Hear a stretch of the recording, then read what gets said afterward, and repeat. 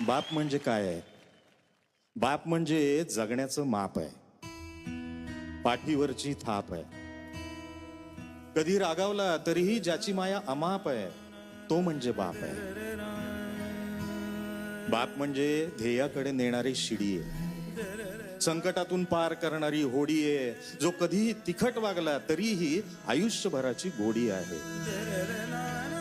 बाप म्हणजे शिस्तबद्ध धाक आहे. बाप म्हणजे शिस्तबद्ध धाक आहे. जगणं आपोआप आहे. आयुष्याच्या समुद्रात दीपस्तंभाची झाक आहे, तो म्हणजे बाप आहे.